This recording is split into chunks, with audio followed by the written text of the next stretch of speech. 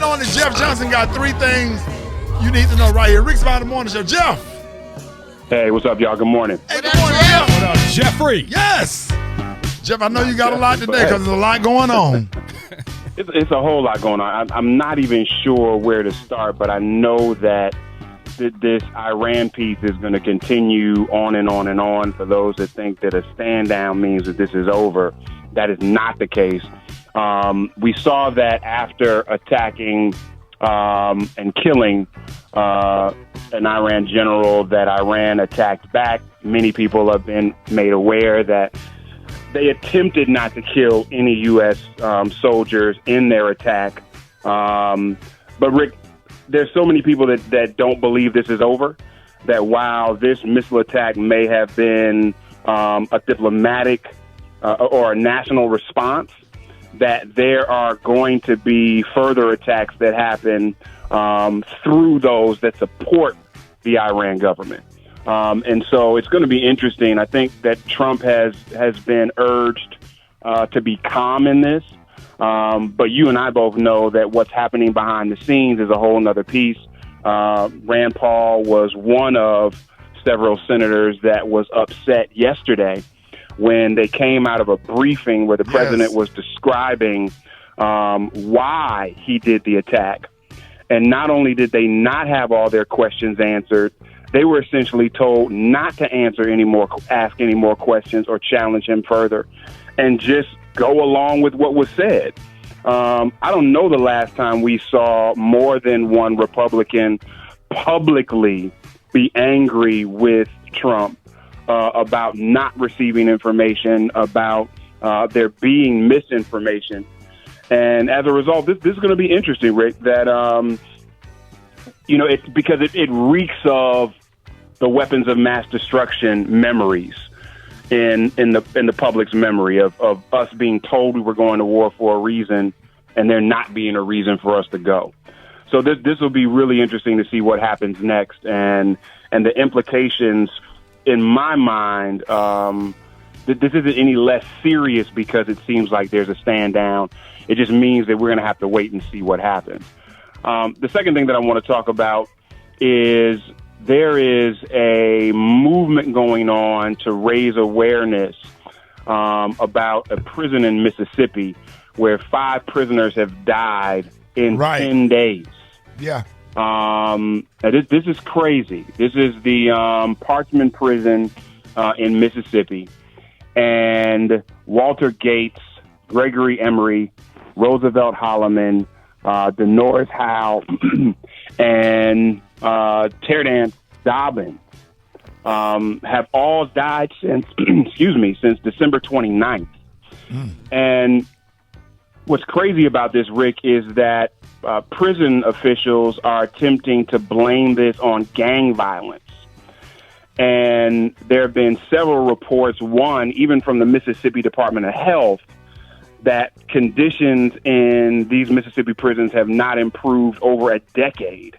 And you're talking about everything from reported sewage in water to lack of food to lack of lights, in some cases even lack of power, let alone where prison guards are accused of initiating violence.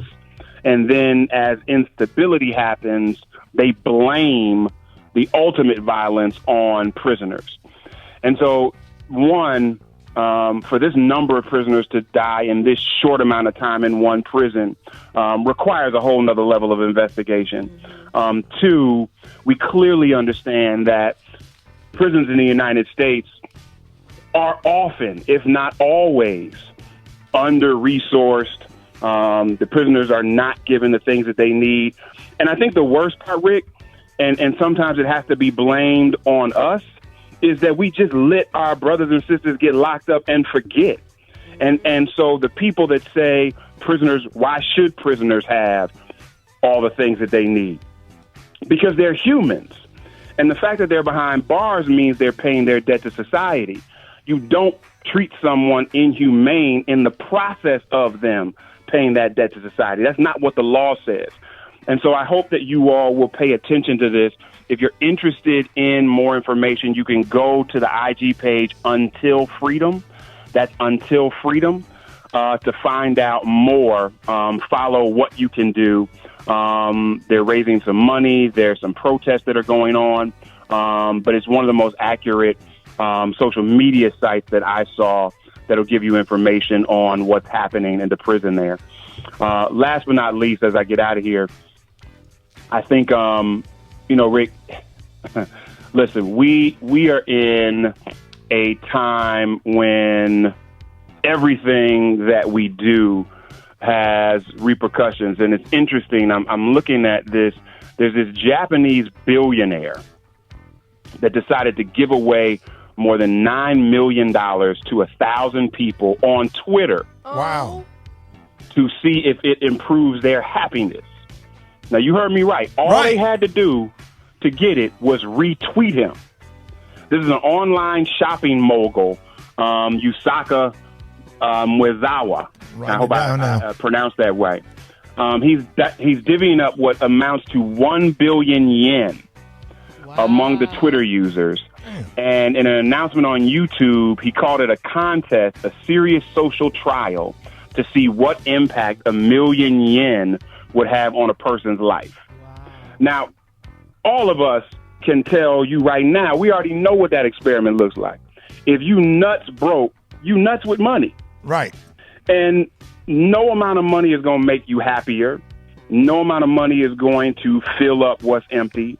No amount of money is going to make what is not whole. Now, it might help you pay off some bills.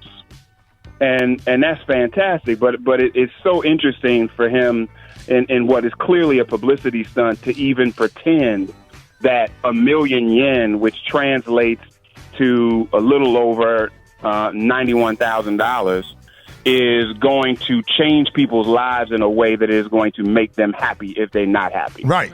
So as we go into 2020, y'all, please get the bag. There it Make is. that money. Do everything you need to, but don't think that bag gonna make you happy. Right. Because we all know people with some serious damn bags. They got some serious damn depression. All right, there it is. Hey, Jeff, appreciate you, man. We love you, man.